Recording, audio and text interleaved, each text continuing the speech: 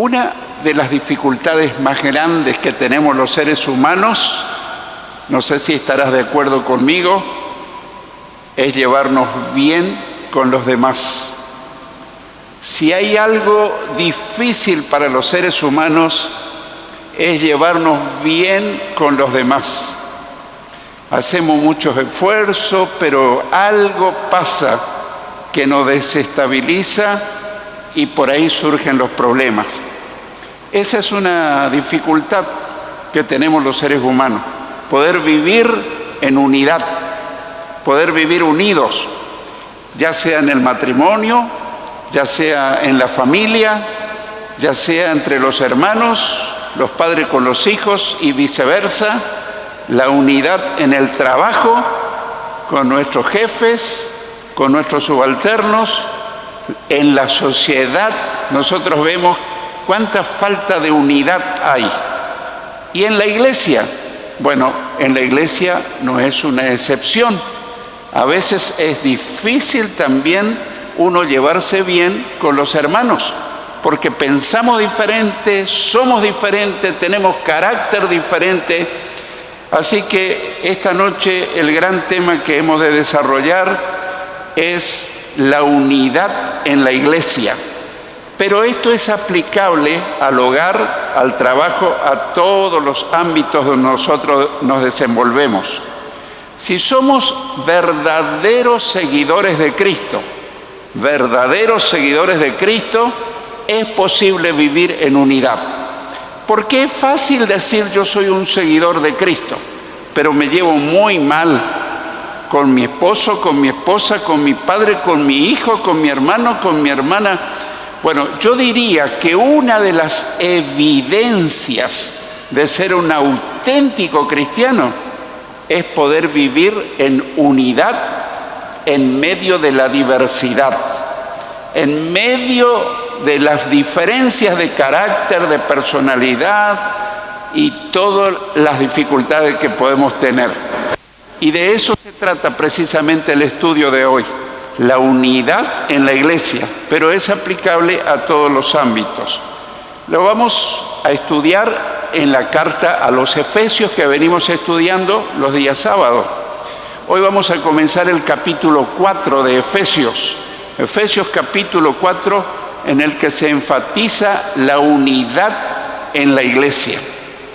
En el versículo 1 de Efesios capítulo 4, Efesios capítulo 4, versículo 1, el apóstol Pablo dice: por eso yo, que estoy preso por la causa del Señor, les ruego que vivan de una manera digna del llamamiento que han recibido. Enfatizo algunas expresiones. Les ruego que vivan de una manera digna del llamamiento que han recibido. Pablo dice que está preso por causa del Señor. No está preso por haber cometido algún ilícito, por haberse portado mal. Y no vemos en ningún momento que Pablo protesta, se queja. ¿Cómo Dios permitió que yo estuviera preso? No aparece en ningún momento un Pablo resentido, un Pablo enojado, un Pablo deprimido, sino que los momentos en que él estaba preso por causa del Señor, aprovecha a escribir esta carta desde la prisión en Roma.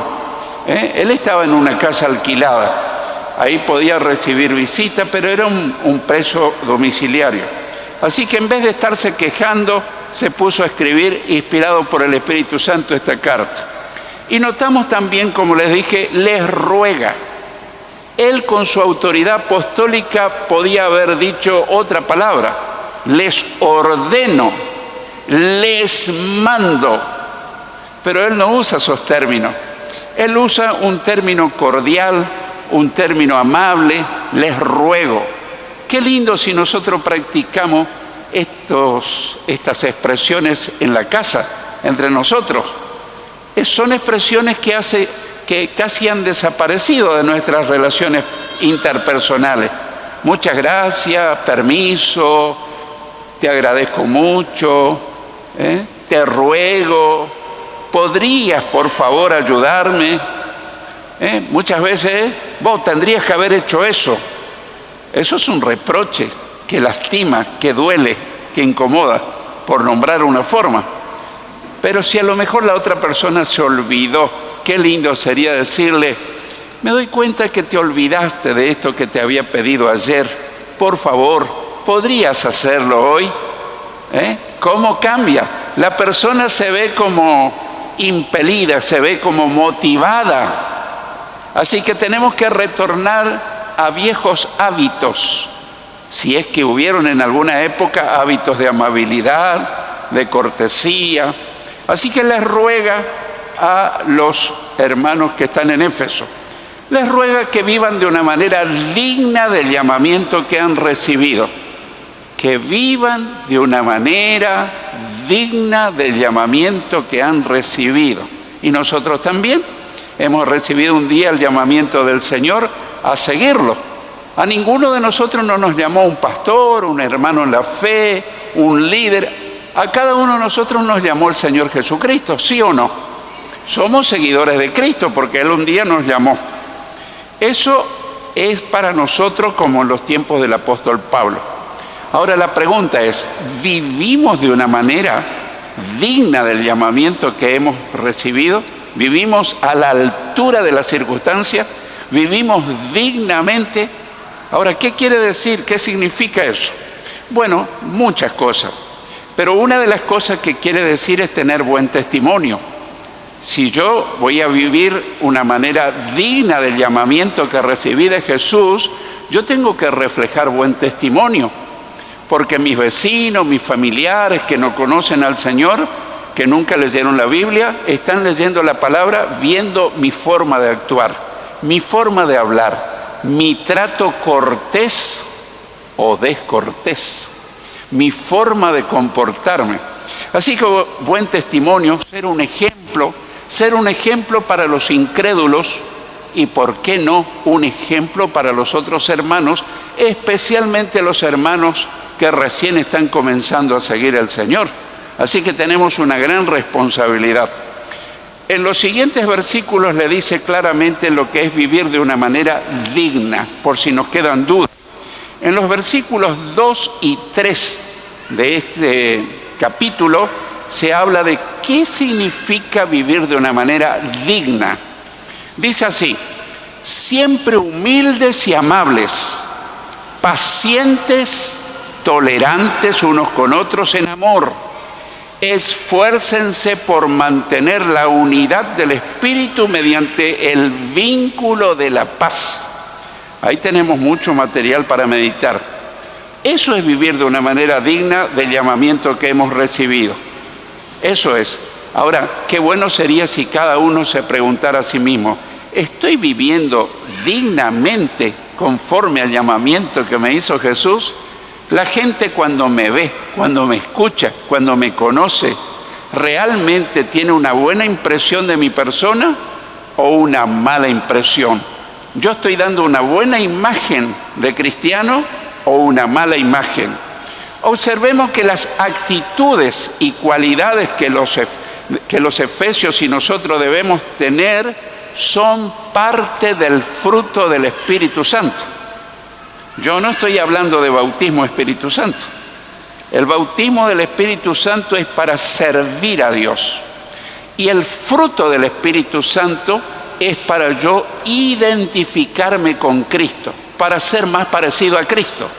Porque Cristo tenía el fruto completo. Así que en la medida que yo tengo el fruto abundante del Espíritu Santo, yo me parezco más a Cristo.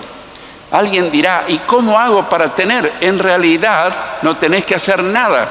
El fruto del Espíritu Santo, como dice el título o el nombre, lo produce el Espíritu. Pero lo produce el Espíritu cuando nosotros no ponemos estorbos.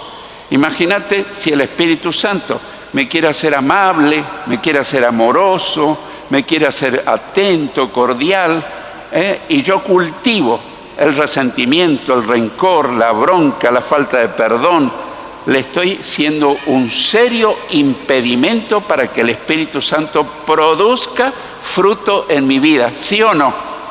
Si yo quiero plantar un lindo rosal o clavel o cualquier planta muy linda, pero en tu terreno hay muchos ladrillos, hay muchas piedras, hay muchas cosas, ¿qué es lo primero que harías para que ese rosal o esa planta fructífera prospere? ¿Limpiaríamos el terreno? Bueno, nosotros somos como un terreno. Nosotros tenemos un trabajo que hacer, es despojarnos de todo lo que podría constituir un estorbo para que el Espíritu Santo produzca fruto en mi vida. Y las cualidades de un cristiano que vive dignamente conforme al llamado que ha recibido es que demuestra tener el fruto del Espíritu Santo.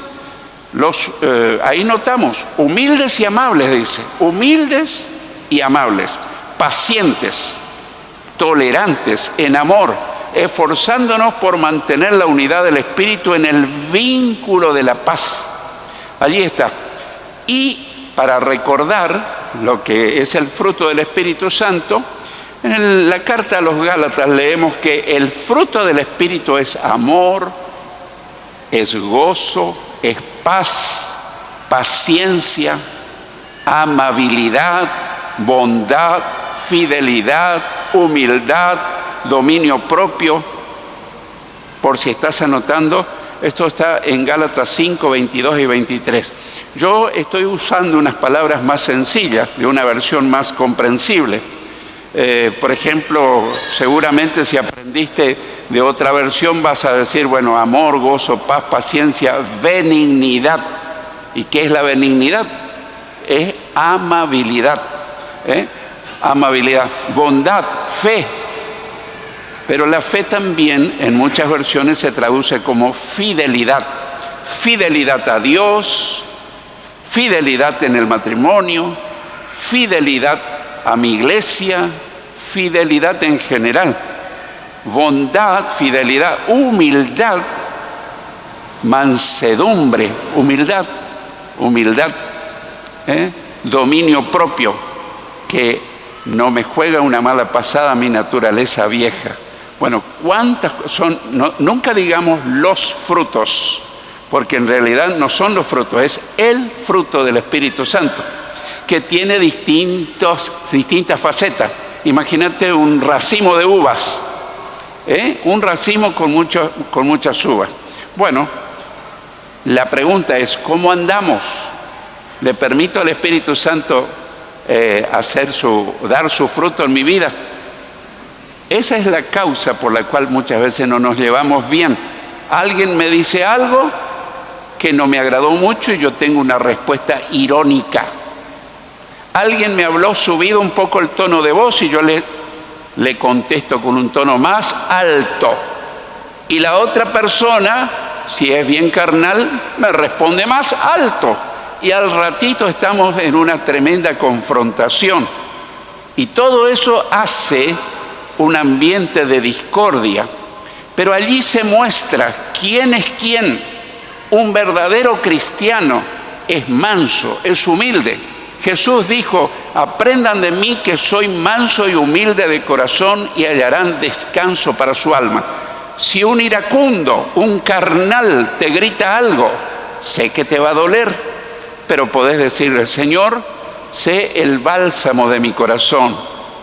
Si yo le contesto a este carnal otra cosa peor, yo me estoy bajando a su altura y no estoy siguiendo en el llamamiento digno que debo llevar para una vida que glorifique a Dios.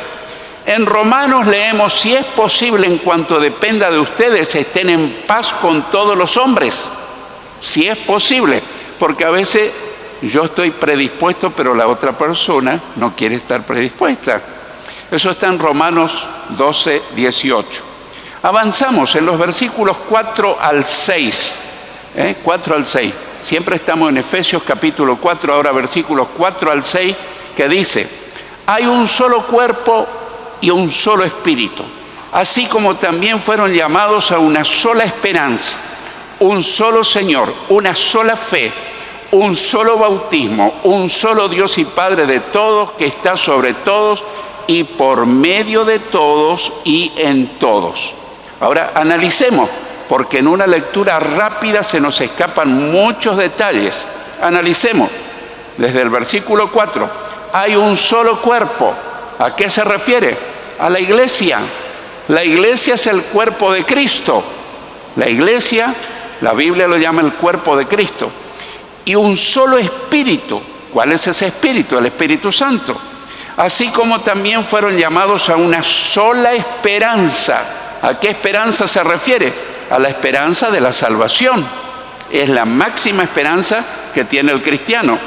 Luego dice en el versículo 5, un solo Señor, el Señor Jesucristo, una sola. La palabra griega que se traduce fe puede traducirse también confianza. En este caso, fe se refiere a que la iglesia cristiana cree en la muerte y la resurrección de Jesús y confía en Él como su Señor y Salvador. Luego dice un solo bautismo en agua, porque la palabra bautismo etimológicamente, la palabra en sí misma quiere decir sumergir, pasar por debajo. Aclaro esto porque muchísima gente le llama bautismo a lo que le dicen bautismo por aspersión, de echarle un poquito de agua en la cabecita de un bebé. Eso no es bautismo, porque bautismo quiere decir sumergir, y no a un bebé, sino a una persona consciente después de haber recibido a Cristo. Así que un bautismo en agua, uno en cantidad y uno en forma de hacerlo. No necesito cada que peco groseramente volver a bautizarme, no. Un solo bautismo. Jesús dijo, vayan y hagan discípulos a todas las naciones, bautizándolos en el nombre del Padre y del Hijo y del Espíritu Santo. Mateo 28, 19. Luego dice un solo Dios y Padre de todos. Pero cuidado, no está hablando Padre de todos los seres humanos, sino Padre de todos los que nacieron de nuevo. Hablando de Jesús, el Evangelio de Juan dice que a los suyos vino y los suyos no lo recibieron. Pero a quienes lo recibieron y creyeron en Él, les dio el poder, les dio la potestad, les dio el privilegio de ser hechos hijos de Dios. Así que no toda la humanidad son hijos de Dios, sino aquellos que reciben a Cristo en su corazón y nacen de nuevo. Eso está en el Evangelio de Juan, capítulo 1, versículos 11 y 12. Esta está sobre todos, dice el versículo. Está sobre todos, está hablando de Dios. Es decir, que gobierna sobre todos sus hijos que se dejan gobernar. Porque no todos los hijos de Dios se dejan gobernar por Dios. Lo que debiera ocurrir es que cada hijo de Dios se deje gobernar por Dios. Por medio de todos, dice. Es decir, que obra por medio de todos los que se dejan usar por Dios. Si vos te dejás usar por Dios conforme al don, la capacidad que Dios te dio o los dones, entonces dice que se mueve por medio de todos y en todos, es decir, que está en todos sus hijos por medio del Espíritu Santo. Así que Dios vive dentro tuyo y dentro mío a través del Espíritu Santo. Mirá las profundidades teológicas que estamos aprendiendo. En los versículos 7 y 8 dice: pero a cada uno de nosotros se nos ha dado gracia en la medida en que Cristo ha repartido los dones. Por esto dice, cuando ascendió a lo alto, se llevó consigo a los cautivos y dio dones a los hombres. Analicemos el versículo 7. Pero a cada uno, notás que no dice a algunos, sino a cada uno de nosotros se nos ha dado gracia. ¿Qué es la gracia? Es el favor de Dios que no lo merecemos. La gracia de Dios no es un premio, no es una recompensa, es algo que Dios nos da sin que nosotros merezcamos todo lo que Dios nos da. En la medida en que Cristo ha repartido los dones. ¿A quién? A los convertidos. Todo convertido, todo nacido de nuevo tiene uno, dos o más dones. Por allí hay uno que es el preponderante, el que más nos lo usamos. El versículo 8 dice, por esto dice, cuando ascendió a lo alto se llevó consigo a los cautivos. Otras versiones dicen que se llevó cautiva la cautividad. Si vos sos un lector de Reina Valera, habrás leído, se llevó cautiva la cautividad y dio dones a los hombres. Se llevó consigo a los cautivos, llevó cautiva la cautividad, es la cita de un salmo que escribió David, que dice, cuando tú, Dios y Señor, ascendiste a las alturas, te llevaste contigo a los cautivos. Salmo 68, 18. A veces en el Nuevo Testamento se toman pasajes del Antiguo Testamento. Cuando está un poquito dentro de la línea, quiere decir que es un pasaje del Antiguo Testamento. ¿Qué significa? Llevó todo lo que tenía cautivos a los hombres y les quitaba la libertad espiritual. Todo, Jesús se llevó todo lo que tenía cautivo a los hombres y les quitaba la libertad espiritual. Jesús dice, si el Hijo de Dios o el Hijo te libertare, serás verdaderamente libre. Dice que dio dones a los hombres. Sencillamente lo que dice, que cuando nosotros nos convertimos, el Espíritu Santo nos dio dones, capacidades para servirle. ¿Cuándo empezamos a tener dones? Cuando nacemos de nuevo. ¿Y el hombre natural no tiene dones? No, el hombre natural, el inconverso, tiene talentos. Talentos son habilidades para hacer cosas, pero los dones no los tienen todos los seres humanos, tienen solamente los que nacieron de nuevo. En los versículos 9 y 10, avanzando en el capítulo 4 de Efesios, versículos 9 y 10 dice, ¿qué quiere decir eso de que ascendió? Sino que también descendió a las partes bajas, o sea, a la tierra. El que descendió es el mismo que ascendió por encima de todos los cielos para llenarlo todo. Hablando con Nicodemo, Jesús le dijo, nadie ha subido al cielo, sino solamente el que bajó del cielo, es decir, yo, el Hijo del Hombre. Juan 3:13. Así que el único que conocía en su plenitud el cielo era el Señor Jesús. Eternamente Él vivió en el cielo y un día tomó forma humana y vino a vivir por nosotros como 33 años y después regresó al cielo. Y en Filipenses leemos que Dios lo exaltó hasta lo sumo y le otorgó el nombre que está sobre todo nombre, para que en el nombre de Jesús se doble toda rodilla en el cielo y en la tierra y debajo de la tierra, y toda lengua confiese que Jesucristo es el Señor, para gloria de Dios Padre. Filipenses 2, 9 al 11. Te quiero aclarar algo. Hay citas que no aparecen en la pantalla, porque son citas auxiliares. Yo en pantalla pongo solamente el pasaje básico sobre el que estamos estudiando. Así que no es un olvido del operador el que proyecta. No, son versículos auxiliares que nos ayudan a entender el pasaje básico. Bueno, estamos casi llegando a una conclusión.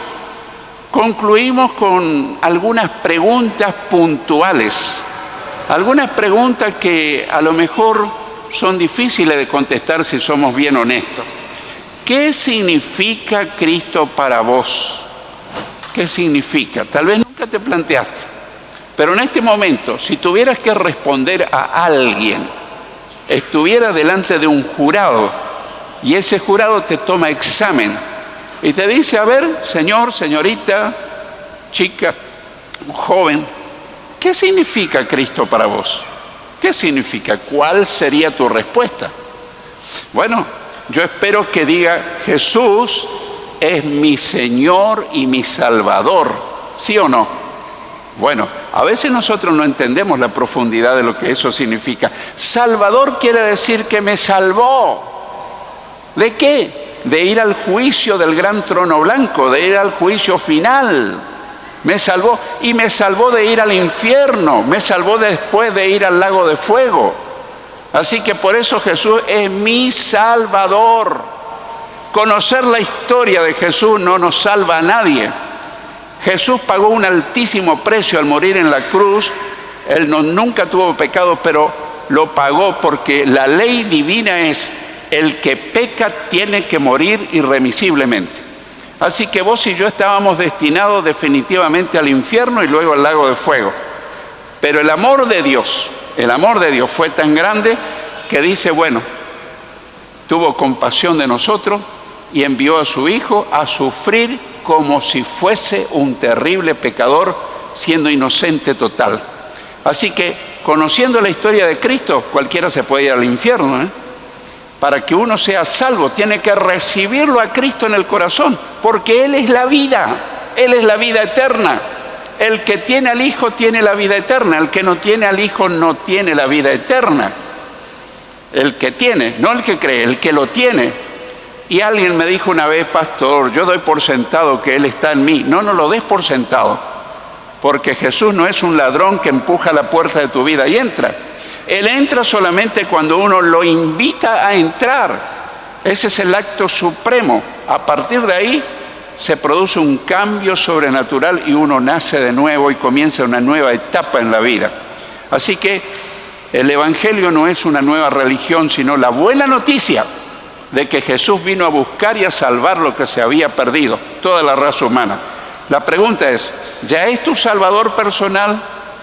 ¿Ya es tu Salvador? Y si ya lo recibiste como Salvador, ¿es el Señor de tu vida? Y esta es una pregunta más difícil. Ahora te pregunto: ¿Jesús gobierna tu vida o vos gobernás tu vida? ¿O tu marido gobierna tu vida? ¿O tu mujer? ¿O las presiones? ¿O tus hijos? ¿O las circunstancias? Un verdadero cristiano es aquel que le permite a Jesús no solamente haberlo salvado, sino que Él gobierna su vida. Eso quiere decir Señor, mi amo, mi dueño, el que decide por mí. Para eso yo tengo que buscar su voluntad, tengo que orar, tengo que conocer su palabra. Luego, Cristo ascendió al cielo, pero ahora quiere descender espiritualmente a tu vida, quiere descender a tu corazón. ¿Para qué? Para darte nueva vida, para darte vida y vida en abundancia. ¿Lo recibirás? ¿Lo dejarás gobernar en tu vida? Porque a veces uno llega a un punto: sí, ya me salvó, pero yo sigo guiando mi vida, yo sigo tomando decisiones en mi vida por mi cuenta. Eso no es el verdadero cristianismo. El verdadero cristianismo es que yo le permito a Jesús gobernarme en todas las cosas, en todas. Yo no tomo decisiones sin haber consultado y que Él me dé su aprobación. De tu decisión depende dónde pasarás la eternidad: en el cielo con Jesús o en el infierno con Satanás. Lo decido la próxima. No sé si hay próxima. Es hoy o nunca, porque nadie tiene comprada la vida. Así que estas son decisiones trascendentes. Hoy o nunca. No bastó escuchar el Evangelio, no bastó escuchar el mensaje si yo no tomo decisiones. Que el Señor nos ayude. El que tenga oídos para oír, que oiga lo que el Señor te dice y me dice.